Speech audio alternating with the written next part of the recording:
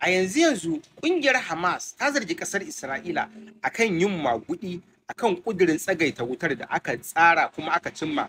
a Sharm el-Sheikh, wanda yake gudana ƙarƙashin jagorancin ƙasar ta Qatar da kuma ƙasar Amurka a ɓangare guda tare da ƙasar ta Masar wato Egypt. Ƙungiyar ta Hamas ta zargi ƙasar Isra'ila da yin maguɗi wurin ƙin bin wasu daga cikin yarjejeniyar da aka kulla a Sharm el-Sheikh, wanda aka ayyana da cewa ta hada da janye sojojin na kasar Isra'ila baki daya da dawo da 'yan gudun hijira zuwa cikin zirin na Gaza, ma'ana su bar dukkanin guraren da aka sanya na keɓewa su dawo asalin cikin birnin na Gaza tare da janye dakarun sojin kasar Isra'ila da kuma sakin fursunonin kungiyar Hamas, musamman jadawalin da kungiyar Hamas ta aike mata na baya-bayan nan, wanda ta nemi a wasu fursunonin da kasar Isra'ila ta kama mutum 1,700 wanda aka kama bayan kaddamar da harin 7 ga wata na kungiyar Hamas a cikin kasar Isra'ila. Mai magana da yawun bakin kungiyar Hamas ya shaida wa kafar watsa labarai ta Arabic, inda ya bayyana cewa kasar Hamas, ma'ana kungiyar Hamas, ta amince da dukkan sharaɗin na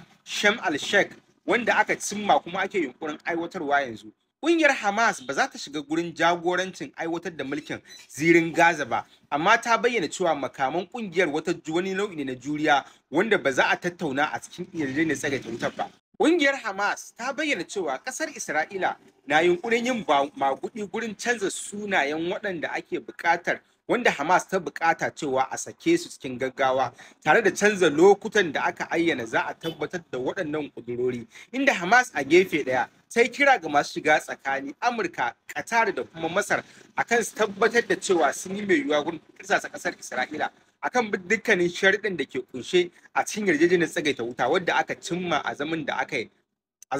yi na Sharm el-Sheikh a wannan rana ta Alhamis. Magana da yawun ƙungiyar ya bayyana cewa Hamas ta fahimci ƙoƙarin da masu shiga tsakani suke yi wurin dakatar da kisan gillar da ƙasar Isra'ila ke aiwatarwa akan Falasɗinawa a cikin zirin Gaza tare da kawo ƙarshen yakin baki ɗaya.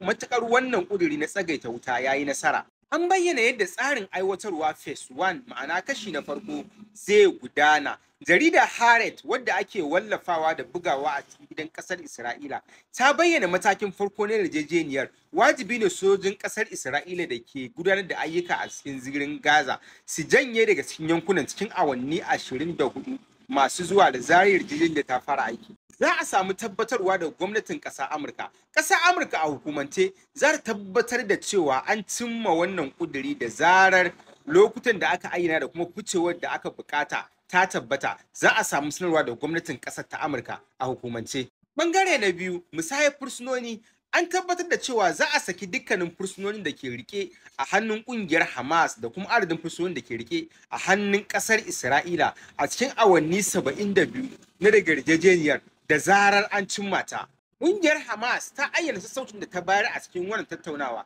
inda ta bayyana cewa bayan ƙare yakin za a gudanar da mulkin Gaza ba tare da ƙungiyar Hamas ba. Sannan a ɓangare da ƙungiyar ta Hamas ta ayyana ci gaba da shirin rike makamanta, ma'ana za a tabbatar da tsarin ya tafi ba tare da ajiye makamai ga ƙungiyar Hamas ba. Makaman juriya wani mataki ne na tabbatar da 'yancin ƙasarmu tare da kare al'ummarmu, kamar yadda jagoran ƙungiyar ta Hamas ya bayyana akan makaman da ƙungiyar take rike da su. Shugaban ya kuma buƙaci a tabbatar da an gudanar da taron ƙasa tsakanin dukkanin ɓangarorin Falasɗinawa bayan kawo ƙarshen yakin domin tsara yadda za a tafiyar da siyasa da kuma ci gaban yankin na ƙasar Falasɗinu bayan kawo ƙarshen yakin da janyewar dakarun sojin ƙasar Isra'ila.